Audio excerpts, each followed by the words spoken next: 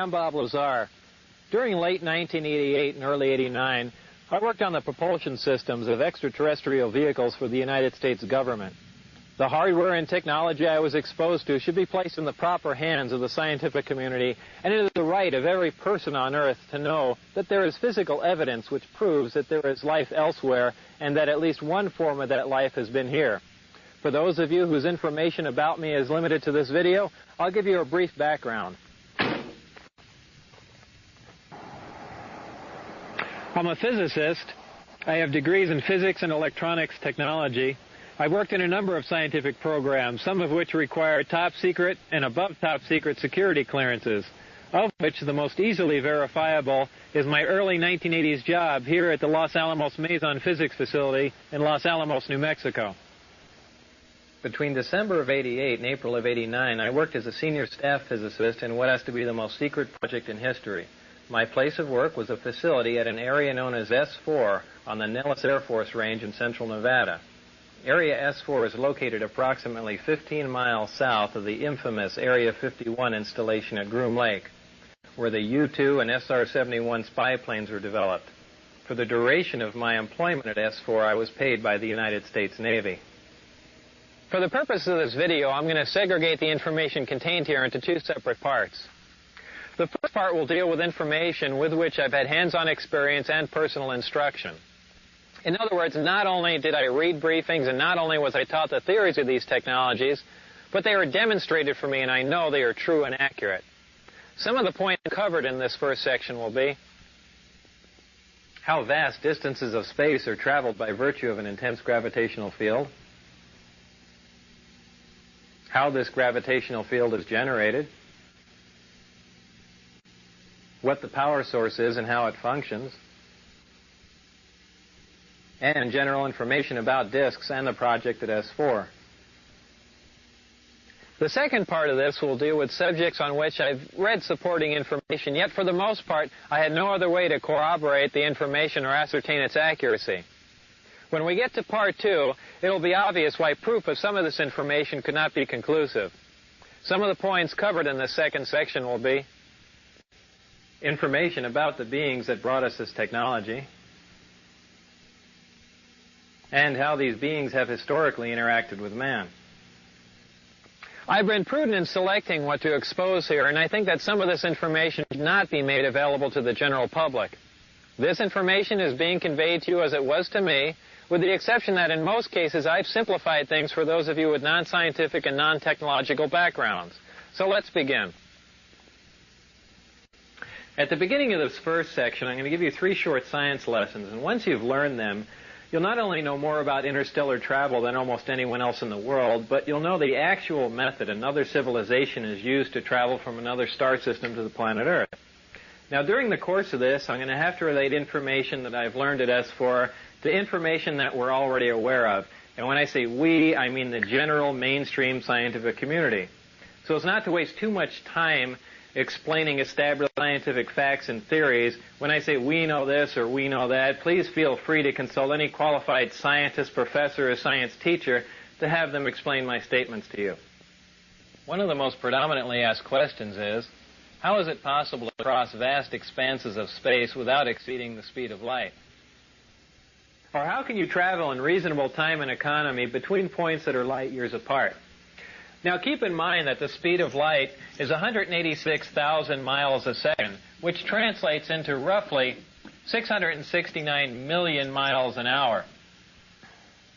And a light year is a distance traveled in 1 year at the speed of light. Proxima Centauri, which is the star system nearest ours, would take 4 years to reach traveling at the speed of light. So up until now, when we've examined the requirements to travel these distances, we've always had to consider the problems of traveling at a speed near the speed of light. This poses problems with propulsion, navigation, fuel capacities, and even when you consider the effects of acceleration on space-time, which include time dilation, mass increase, length contraction, and a whole host of other things, it quickly becomes evident that this type of travel would require a level of technology that man has not yet achieved. The truth of the matter is that traveling these distances does require a level of technology that man has not yet achieved. But it has nothing to do with flying in a linear mode. near the speed of light.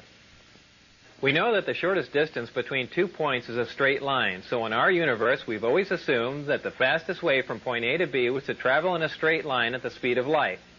Well, the fact is that when you're dealing with space-time and you enjoy the capability of generating an intense gravitational field, the fastest way from point A to B is to distort or warp or bend the space-time between point A and B, bringing point A and B closer together. The more intense the gravitational field, the greater the distortion of space-time and the shorter the distance between points A and B. Most of us think of space-time as the void or as nothing. And remember, it wasn't that long ago that man considered the air in our atmosphere to be nothing. Yet with time, we've become aware of the elements and properties of the air and atmosphere. Well, indeed, space-time is an entity, and one of its properties is that it can be distorted or bent by a gravitational field. We know that gravity bends or distorts space-time and light by virtue of the fact that we're able to see stars which we know should be blocked from our view by the sun. Referring to the graphic here, the solid line denotes the position of a star that's located behind the sun, and the dotted line shows its position as viewed from Earth. This is made possible because the sun's gravitational field distorts the space-time and light around the sun, allowing us to view stars which should be hidden from view. We know that gravity distorts time by virtue of the fact that if we take two identical atomic clocks and keep one at sea level and take the other one up to a high altitude, when we bring them both back together, they reflect different times. The difference in this passage of time is caused by the fact that a gravitational field weakens the further you get from the source. So the atomic clock which was taken to the high altitude was exposed to a less powerful gravitational field than the clock which we kept at sea level. The effect of a gravitational field on space-time is something that we've been able to observe, but not to experiment with. This is due to our inability to generate a gravitational field. And up until this point in time, great mass such as a star, planet, or moon was the only source of a discernible gravitational field that we're aware of. So just as the gravitational field around great mass such as a planet distorts space and time, any gravitational field, whether naturally occurring or generated, distorts space and time in a similar manner. Now, the great benefit of generating an intense gravitational field is not only can you turn it on, but you can turn it off.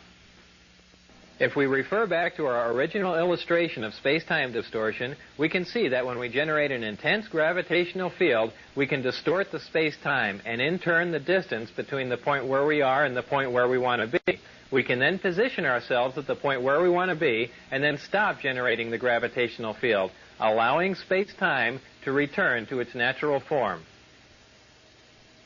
In this manner, we can travel great distances with little linear movement. And this is how space-time distortion translates into reduced distance. Now back to our original question, how is it possible to cross the vast expanses of space required for interstellar travel without exceeding the speed of light? This is accomplished by generating an intense gravitational field, distorting space-time and allowing you to cross many light years of space in little or no time and without traveling in a linear mode near the speed of light. The next question is, how do you generate a gravitational field? Up until this point in time, I've used the term generate to describe the capability of producing a gravitational field, but since I'm not aware of any way of creating a gravitational field from nothing, a more accurate term might be to access and amplify a gravitational field. And this is what I mean when I use the term generate. To understand how gravity is generated or accessed and amplified, you must first know what gravity is. There are two main theories. The wave theory, which states that gravity is a wave, and the currently accepted theory of gravitons, which are alleged subatomic particles that perform as gravity, which is total nonsense. Well, gravity is a wave, and there are two specific different types of gravity, gravity A and gravity B. Gravity A works on a small or micro scale, while gravity B works on a large or macro scale. We are familiar with gravity B. It is the big gravity wave that holds the Earth as well as the rest of the planets in orbit around the Sun and holds the Moon as well as man-made satellites in orbit around the Earth. We are not familiar with gravity A. It is the small gravity wave which is the major contributory force that holds together the mass that makes up all protons and neutrons. Gravity A is what is currently being labeled as the strong nuclear force in mainstream physics, and gravity A is the wave that you need to access and amplify to enable you to cause space-time distortion for interstellar travel. To keep them straight, just remember that gravity A works on an atomic scale, and gravity B is the big gravity wave that works on a stellar or planetary level. However, don't mistake the size of these waves for their strength, because gravity A is a much stronger force than gravity B. You can momentarily break the gravity B field of the Earth simply by jumping in the air. So this is not an intense gravitational field. Locating gravity A is no problem because it is found in the nucleus of every atom of all matter here on Earth, and all matter anywhere else in our universe. However, accessing gravity A with the naturally occurring elements found on Earth is a big problem. Actually, I'm not aware of any way of accessing the gravity A wave using any Earth elements, whether naturally occurring or synthesized, and here's why. We've already learned that gravity A is the major force that holds together the mass that makes up protons and neutrons.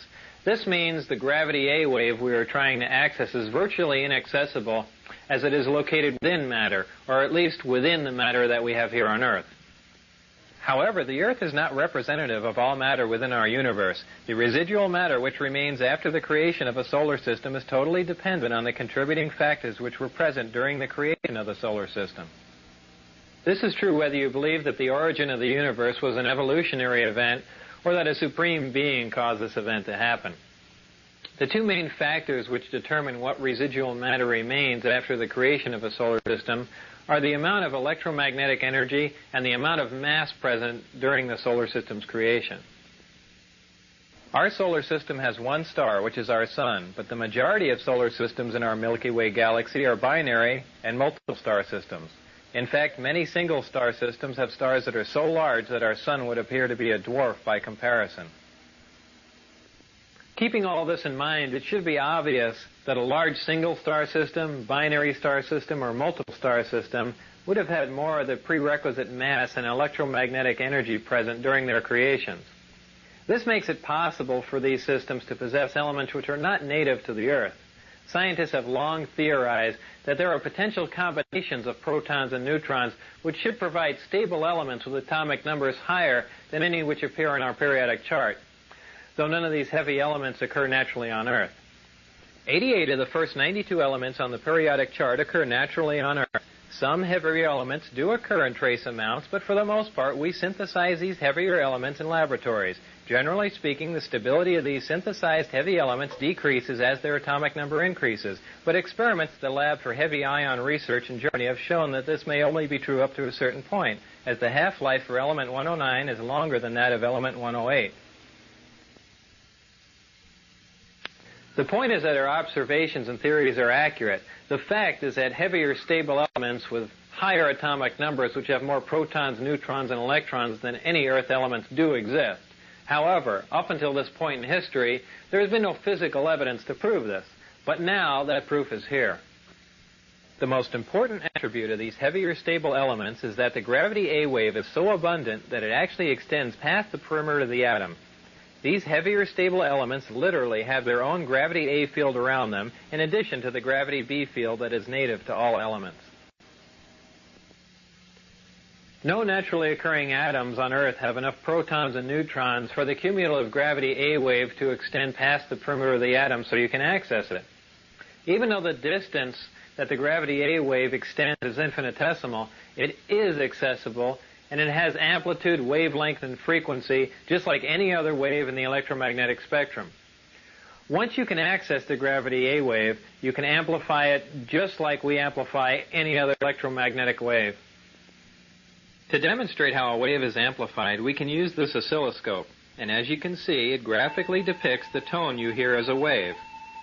As we amplify the tone, you can see that the size or the amplitude of the wave increases, giving us a more powerful version of the same identical wave, and thus the tone sounds louder.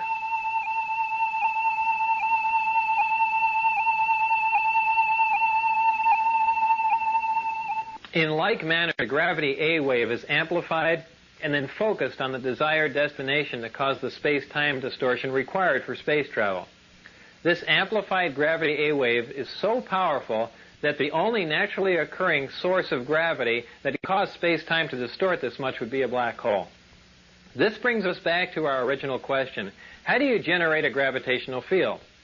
You must have access to an element which is heavy enough for the gravity A wave to extend past the perimeter of the atom. Then you can access and amplify it for space-time distortion. To complete our 3 science lessons, the last question is, what is the power source for this type of travel? Well, for those of you with limited knowledge about power sources, I'm sure you can probably imagine the enormous amount of power required to cause a space-time distortion for this type of travel. After all, we're amplifying a wave that barely extends past the perimeter of an atom until it's large enough to distort vast amounts of space-time. For those of you with extensive knowledge about power sources, I'm sure it's probably even more puzzling as to how it's possible to have a compact, lightweight, onboard power source that can provide this much power. For everyone to understand that, I need to further explain a couple of things we briefly touched upon in the last question. If you remember, I said that for the most part, we synthesize or create heavier elements in accelerators, and their stability decreases as their atomic number increases. So what does this all mean? Well, we synthesize these heavier, unstable elements by using more stable elements as targets in a particle accelerator. We then bombard the target element with various atomic and subatomic particles. At this point, transmutation occurs, making the target element a different, heavier element. This element now has a higher atomic number, as the atomic number simply indicates the number of protons in the nucleus of the atom. So this is what I mean when I say their atomic number increases. What does their stability decreases mean? The length of time which an element exists before it decays determines its stability. Atoms of some elements decay faster than atoms of other elements, so the faster an element decays, the more unstable that element is considered to be. When an atom decays, it releases or radiates subatomic particles and energy, which is the radiation that a Geiger counter detects. As you can see, this Geiger counter is detecting the radiation from this uranium, which literally means that the Geiger counter is sensing the subatomic particles which are being released or radiated as the uranium decays. Those elements in which nuclear radiation can be consistently detected are radioactive elements. These heavy elements, which we synthesize in particle accelerators, are of the radioactive variety, and they decay very rapidly. Since we're only able to make a few atoms of these elements, and because they decay so rapidly, we're not able to observe much about them. This is what I mean when I say their stability decreases. However, there are elements with higher atomic numbers which are stable, even though they don't occur naturally on Earth, and we can synthesize them in particle accelerators. These are the elements in the 114, 115 range which don't appear on a periodic chart. Beyond element 115, the elements become unstable again, and in fact, element 116 decays in fractions of a second. This finally brings us to the power source. The power source is a reactor which uses this element 115 as its fuel. In this reactor, element 115 is used as a target and is bombarded with protons in a small particle accelerator. When a proton plugs into the nucleus of an atom of 115, it increases its atomic number and becomes an atom of element 116, which, remember, decays instantly. What element 116 releases as it decays, or what it radiates, is antimatter. What is antimatter? Antimatter is the exact counterpart of matter, which has a charge and a spin that is in the opposite of all matter. When combined with any matter in our universe, antimatter reacts and completely converts to energy. And remember, the rapid conversion of matter to energy is what we generally call an explosion. To demonstrate the explosive power of antimatter, let's pick a random area where an atomic bomb might explode. Oh, let's say Iraq. And for demonstration purposes, let's say an atomic bomb would explode, for instance, in, Baghdad. Well, if one of our older atomic bombs exploded in Baghdad, the area of total devastation, which is indicated by the red dot on the map, would be approximately 2 miles.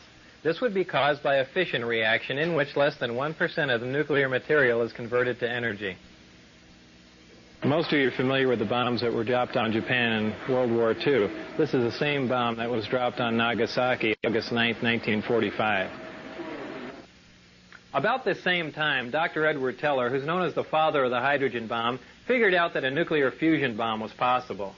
Fusion would release even more energy and cause an even bigger explosion from the same amount of nuclear material. Much to Dr. Teller's dismay, the Japanese surrendered, we never dropped the hydrogen bomb, and Dr. Teller has been in a bad mood ever since. But if a hydrogen bomb containing the same amount of nuclear material as the Nagasaki bomb were to explode in Baghdad, the area of total devastation would be approximately 20 miles. This would be caused by a nuclear fusion reaction, which again, less than 1% of the nuclear material actually converts to energy or explodes.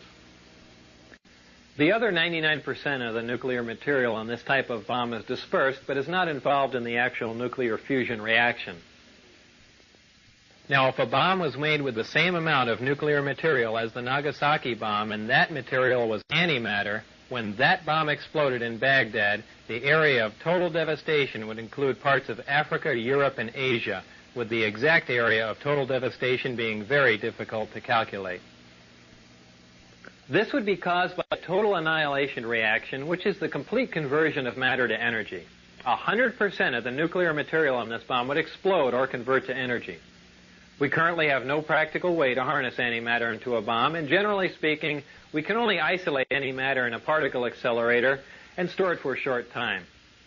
This demonstrates the enormous amount of power released when you totally convert matter to energy, which is what happens when antimatter and matter are combined.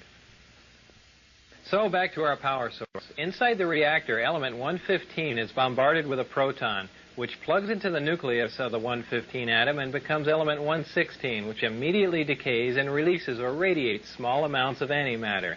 The antimatter is released in a vacuum into a tuned tube, which keeps it from reacting with the matter that surrounds it. It is then directed towards a gaseous matter target at the end of the tube. The matter and antimatter collide and annihilate, totally converting to energy. The heat from this reaction is converted into electrical energy in a near 100% efficient thermoelectric generator. This is a device that converts heat directly into electrical energy. Many of our satellites and space probes use thermoelectric generators, but their efficiency is very, very low. All these actions and reactions inside of the reactor are orchestrated perfectly like a tiny little ballet. And in this manner, the reactor provides an enormous amount of power. So back to our original question. What is the power source that provides the power required for this type of travel? The power source is a reactor which uses element 115 as a fuel and uses a total annihilation reaction to provide the heat which it converts to energy, making it a compact, lightweight, efficient onboard power source. I've got a couple quick comments about element 115 for those of you who are interested. By virtue of the way it's used in the reactor, it depletes very slowly, and only 223 grams of 115, which is just under half a pound, can be utilized for a period of 20 to 30 years. Element 115's melting point is 1740 degrees Celsius. I need to state here that even though I had hands-on experience with element 115, I didn't melt any of it down, and I didn't use any of it for 20 to 30 years to see if it depleted. So we've learned how space-time is distorted by a gravitational field. We've learned how that gravitational field is generated, and we've also learned where you get the power to accomplish all of this. Now it's time to link all we've learned in our science lessons to the vehicle that utilizes all of this technology. And a few years ago, I never thought I'd hear myself say this, but that vehicle is a disk, which is generally referred to as a flying saucer. I had at least partial views of the 9 different disks out at Area S4, but the one I'm going to describe to you now is the one in which I not only saw 2 of the 3 interior levels, but I also saw it fully functional in flight. And no, unfortunately, I didn't get to go for a ride in it. This particular disc appeared to be in excellent condition, and because of its sleek appearance, I nicknamed it the Sport Model. The Sport Model is about 16 feet tall and 40 feet in diameter. The exterior skin of the disc is metal, which is the color of unpolished stainless steel. The Sport Model sits on its belly when it's not energized. As you can see, the hatch is located on the upper half of the disc, with just the bottom portion of the door wrapping around the center lip of the disc. The interior level of the disc is divided into 3 levels. The lower level is where the 3 gravity amplifiers and amplifier guides are located. These are the things used to amplify and focus the gravity A wave that we learned about in our science lessons. The reactor is located directly above the 3 gravity amplifiers on the center level and is in fact centered between them. The reactor is similar to this half-scale model. The element 115 is machined into triangles like this and is then inserted into the reactor. This piece of element 115 is the source of the gravity A wave as well as the target that is bombarded with protons to release the antimatter, both of which we learned about in our science lessons. The center level of this disk also houses the control consoles and seats, both of which were too small and too low to the floor to be functional for adult human beings. The walls of the center level are all divided into archways. At one point in time, when the disk was energized, one of the archways became transparent, and you could see the area outside of it just as if the archway was a window. After the panel had been transparent for a while, a form of writing, which was unlike any alphabetic, scientific, or mathematical symbols I've ever seen, began to appear on the transparent archway. And I was never informed as to how all of this was achieved, not that any of that would have required alien technology. I was never given access to the upper level of the disk, so I can't enlighten you as to what the porthole-like areas are, other than I can assure you that they're not portholes. Now, before I go any further about the disk, I'm going to show you where and under what circumstances I saw it tested. My job in this program was to be part of a back engineering team. Back engineering is the act of taking a finished product and tearing it apart to find out what makes it tick. The goal in this program was to see if the technology of the disk could be duplicated with other materials. When I went to work, I was flown from McCarran Airport in Las Vegas to Area 51, which is a highly secure government base on the Nevada test site. Area 51 is located about 125 miles north of Las Vegas, near the Groom Mountains and the Groom Dry Lake bed. From Area 51, I was bused to an even more highly secure facility located about 15 miles south of Area 51 called S4. S4 is situated at the base of the Papoose Mountains by the Papoose Dry Lake bed. The airspace around S4 is restricted, and if any unwelcome aircraft strays into the outer sector, they radio the pilot and instruct him or her to leave. If that pilot continues and strays into the middle sector, jets will be scrambled to escort the intruding aircraft out. If for any reason whatsoever that aircraft penetrates into the inside sector before jets can be airborne, ground-to-air missiles will neutralize the intruder.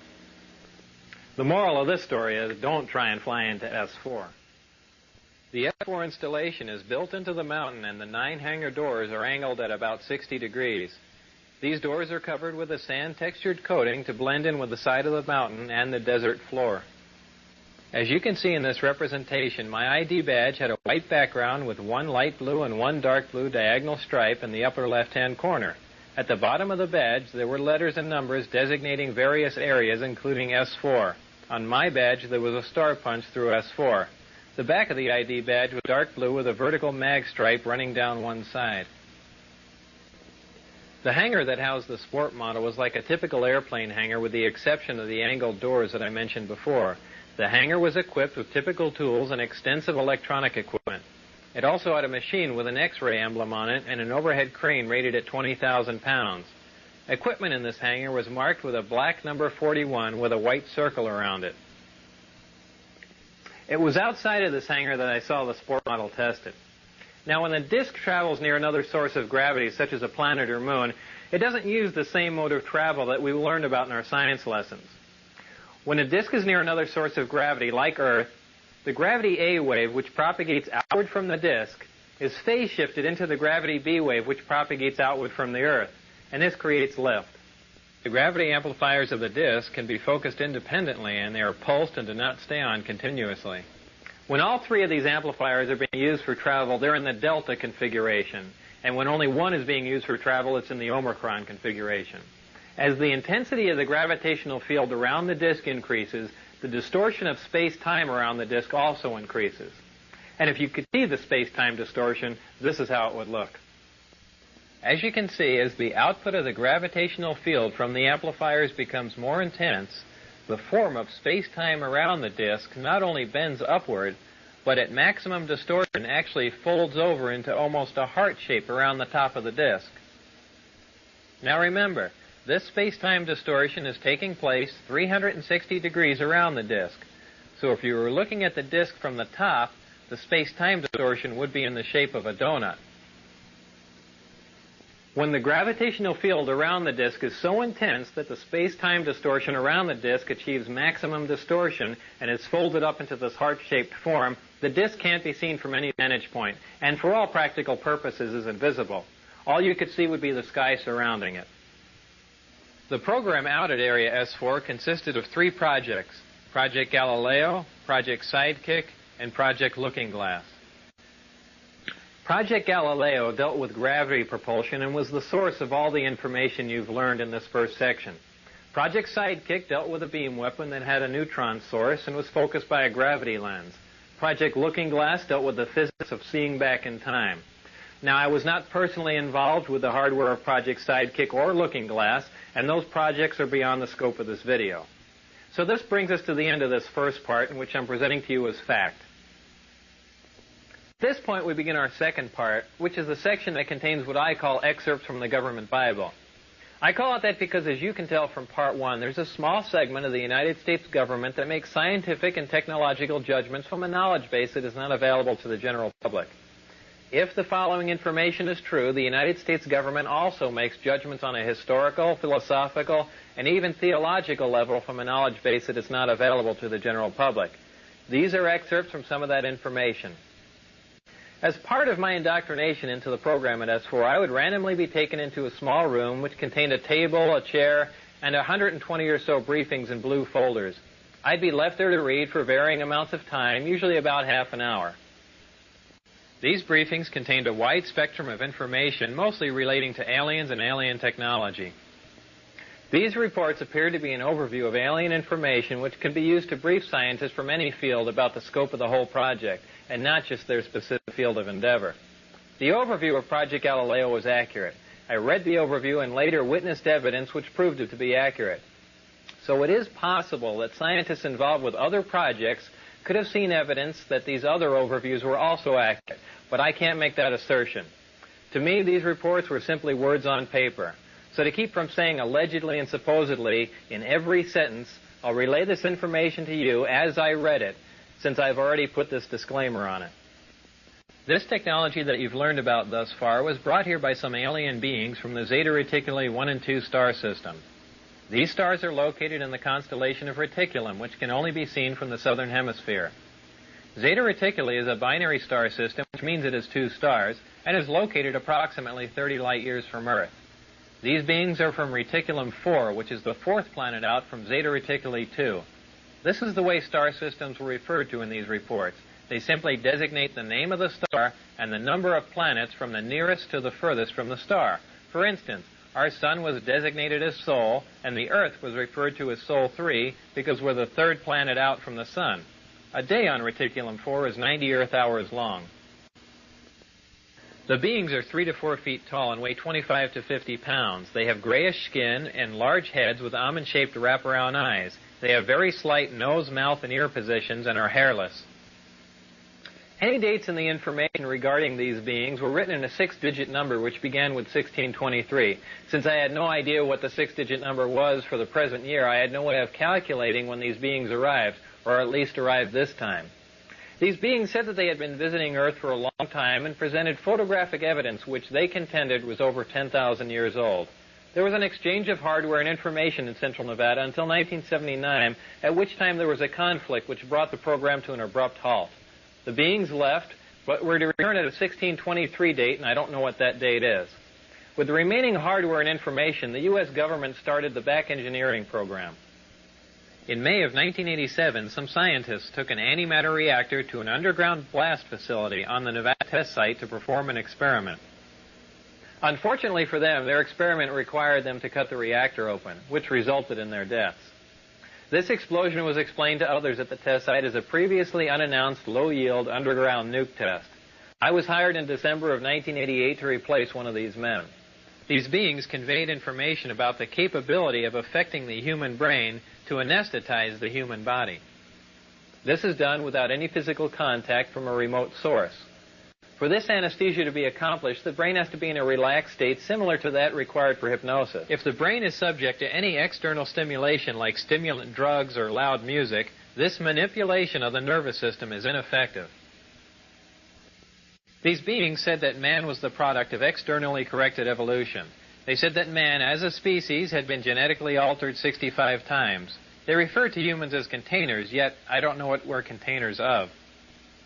As I'm sure you now know, it was impossible for me to corroborate the information in the second section.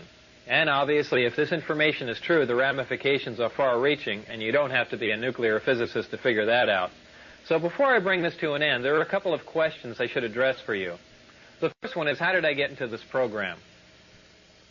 While working at Los Alamos National Lab in 1982, the local newspaper did a front-page story on a jet car I had built.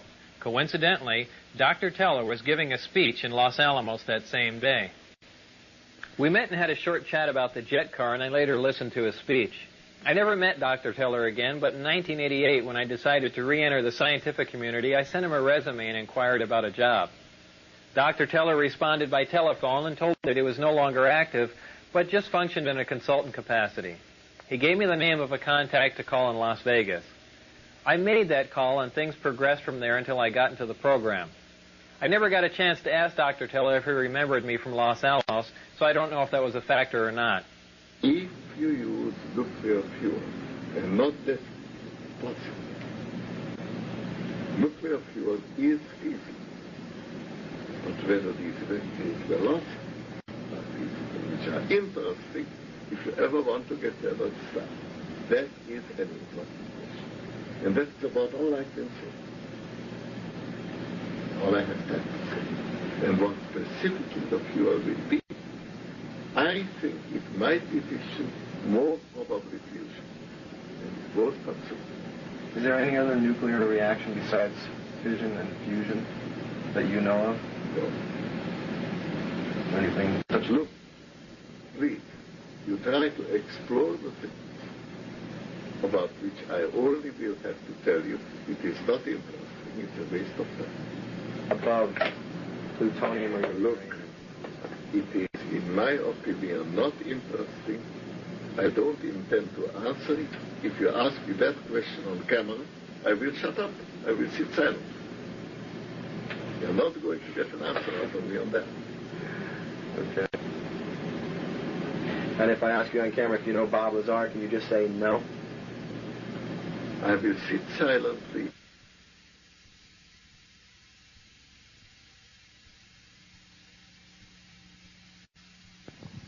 The second question is that if all I've just presented to you is true and the government is keeping this a secret, how can I make a video telling you about it? Well, the bottom line is, if there are any repercussions from making this video, it would simply confirm that what I told you is true. So what you do with this information is up to you.